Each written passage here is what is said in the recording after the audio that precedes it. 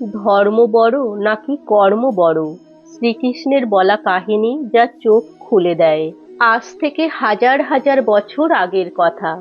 দ্বারকার অধিপতি ভগবান শ্রীকৃষ্ণ তখন তার প্রাসাদের বারান্দায় বসে সমুদ্রের ঢেউ দেখছিলেন। তার মুখে সেই চিরকালীন রহস্যময় হাসি। পাশে বসেছিলেন পরম ভক্ত এবং সখা উদ্ধব। উদ্ধবের মনে দীর্ঘকাল ধরে একটি প্রশ্ন জাগছিল।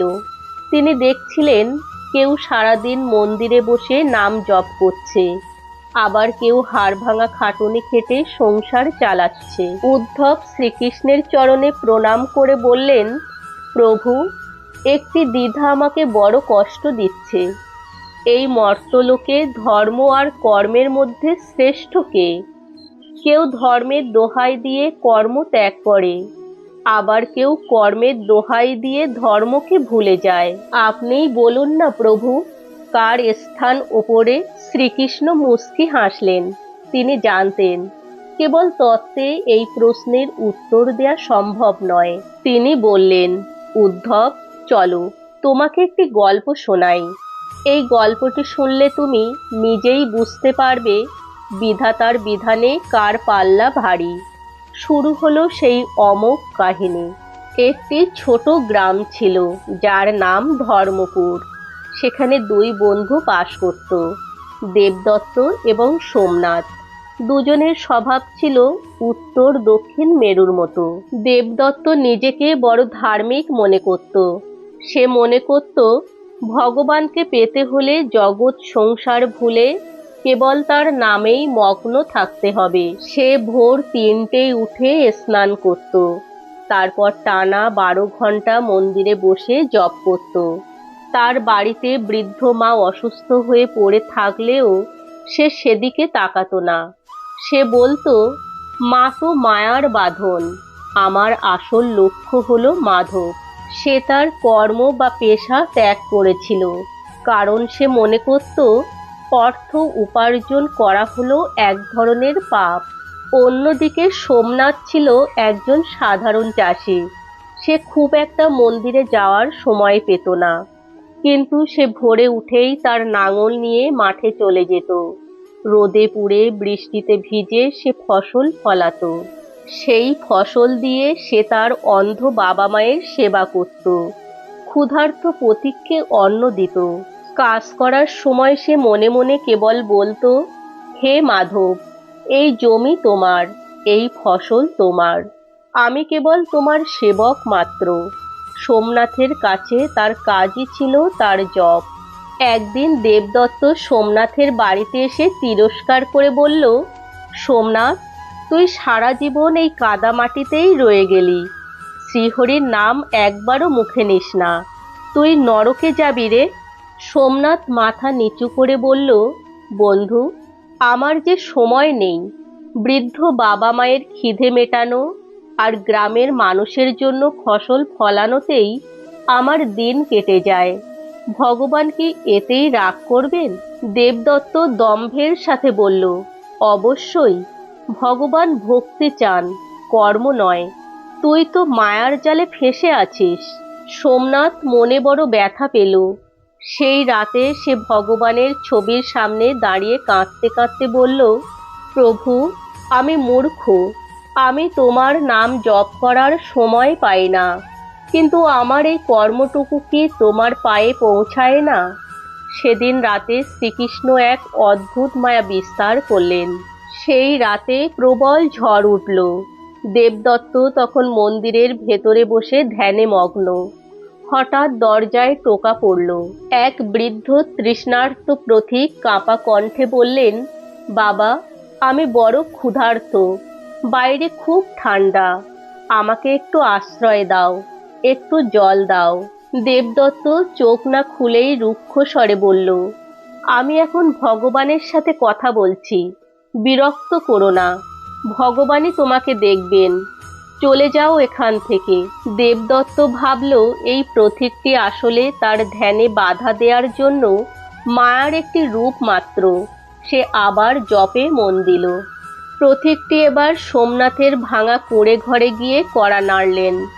সোমনাথ তখন সারাদিনের খাটুনির পর শুতে যাচ্ছিল। আওয়াজ শোনা মাত্র সে দরজা খুলে দিল। বৃদ্ধের দশা দেখে সে নিজের গায়ের চাদরটি তাকে জড়িয়ে দিল। উনুন ধরিয়ে গরম দুধ খেতে দিল। বৃদ্ধ বললেন, বাবা, আমার পা দুটো খুব ব্যথা করছে। সোমনাথ সারা রাত সেই বৃদ্ধের পা টিপে দিল, তার সেবা করল। সোমনাথ একবারও ভাবল না যে কাল ভোরে তাকে আবার লাঙল ধরতে হবে। পরদিন সকালে দেবদত্ত ধ্যানে বসা অবস্থাতেই দেহত্যাগ করল। সে নিশ্চিত ছিল যে সে বৈকুণ্ঠে ঠাঁই পাবে। সে যখন যমলোকে পৌঁছালো, সে দেখল সেখানে এক বিশাল খাতা নিয়ে চিত্রগুপ্ত বসে আছেন। দেবদত্ত বুক ফুলিয়ে বলল, আমার নাম দেবদত্ত। আমি পৃথিবীতে 12 ঘন্টা করে ভগবানের নাম নিয়েছি। আমার জন্য পুষ্পক রথ আনো। চিত্রগুপ্ত কিছুক্ষণ খাতা উল্টে বললেন, তোমার জন্য রথ নেই দেবদত্ত, তোমার জন্য একটি ছোট্ট কুঁড়ে ঘর বরাদ্দ হয়েছে। দেবদত্ত রেগে আগুন হয়ে গেল। সে বলল, এটা অসম্ভব। তবে সোমনাথের খবর কি? সে তো কোনোদিন নাম জপ করেনি। চিত্রগুপ্ত হেসে বললেন, সোমনাথের জন্য খোদ ভগবান বিষ্ণু অপেক্ষা করছেন। সে এই মুহূর্তেই দিব্য বিমানে চড়ে বৈকুণ্ঠে যাত্রা করেছে। দেবদত্ত হাহাকার করে উঠল। বিচারের এই বৈষম্য কেন? গল্পের এই মোড়ে এসে উদ্ধব বাধা দিয়ে বললেন, প্রভু, এটা কিভাবে সম্ভব? দেবদত্ত তো নাম জপ করত, আর সোমনাথ কেবল চাষবাস করত। তবে সোমনাথ শ্রেষ্ঠ কেন? শ্রীকৃষ্ণ এবার সেই অমৃত বাণী দিলেন, উদ্ধব, ধর্ম মানে কেবল আচার অনুষ্ঠান নয়, ধর্ম মানে হলো মানুষের কর্তব্য। সোমনাথের কর্মই ছিল তার ধর্ম। সে যখন তার অসুস্থ মা বাবাকে সেবা করত, সে আসলে আমারই সেবা করত। সে যখন মাঠে পরিশ্রম করে অন্ন উৎপাদন করত, সে আসলে জগতের ক্ষুধার অন্ন জোগাত। তার প্রতিটি ঘামের ফোঁটা ছিল আমার চরণে অর্ঘ্য। কৃষ্ণ আরও বললেন, আর দেবদত্ত, সে ধর্মকে ব্যবহার করেছিল নিজের অহংকার মেটানোর জন্য। সে তার কর্তব্য থেকে পালিয়েছিল। যে মানুষ তার মা বাবাকে ক্ষুধার্ত রেখে আমার মূর্তি পুজো করে, আমি তার পুজো গ্রহণ করি না। কর্মবিমুখ ধর্ম আসলে এটি সুন্দর কিন্তু প্রাণহীন মৃতদেহ, আর ধর্মযুক্ত কর্ম হলো সজীব আত্মা। শ্রীকৃষ্ণ উদ্ধবকে বললেন, উদ্ধব, আমি গীতায় অর্জুনকে যা শিখিয়েছিলাম আজ তোমাকে আবার বলছি। কর্ম 2 ধরনের হয়, সকাম কর্ম আর নিষ্কাম কর্ম। দেবদত্ত যা করত তা হলো সকাম ভক্তি। সে ভক্তি করত বিনিময়ে স্বর্গ পাওয়ার আশায়। এটি আসলে একটি ব্যবসায়ী ছিল। কিন্তু সোমনাথ যা করত তা হলো নিষ্কাম কর্মযোগ। সে ফলের আশা করেনি, সে কেবল তার দায়িত্ব পালন করেছে। মানুষের সেবা, জীবের সেবা এবং নিজের উপর অর্পিত কাজকে নিষ্ঠার সাথে করাই হলো শ্রেষ্ঠ ধর্ম। মনে রাখবে উদ্ধব, যোগঃ কর্মসু কৌশলম, অর্থাৎ কর্মের মধ্যেই নিপুণতাই হলো যোগ। যদি কোনো মুচি খুব সুন্দর করে জুতো সেলাই করে আর মনে মনে বলে যে এই জুতোটি আমি ভগবানের চরণের জন্য বানাচ্ছি, তবে সেই মুচি একজন মস্ত বড় সন্ন্যাসীর চেয়েও বড় ধার্মিক। উদ্ধব জিজ্ঞেস করলেন, প্রভু, তবে কি মন্দিরে যাওয়া বা নাম জপ করা বৃথা? কৃষ্ণ হাসলেন, বললেন, না উদ্ধব, ধর্ম হলো সেই জ্বালানি যা কর্মের ইঞ্জিনকে সজল রাখে। তুমি যদি কেবল নাম জপ করো কিন্তু কাজ না করো, তবে তুমি সমাজের উপর বোঝা। আবার তুমি যদি কেবল কাজ করো কিন্তু তোমার মনে দয়া, ক্ষমা বা ঈশ্বরের ভক্তি না থাকে, তবে তোমার কাজ হবে অহংকারে পূর্ণ। প্রকৃত শ্রেষ্ঠ সেই যে মাঠে লাঙল চাষ করে এবং ঈশ্বরের মহিমা কীর্তন করে, যে মানুষের সেবাকেই আমার সেবা মনে করে, যে ডাক্তার তার রোগীকে নারায়ণ মনে করে চিকিৎসা করে, তার চেয়ে বড় ধার্মিক আর কেউ নেই।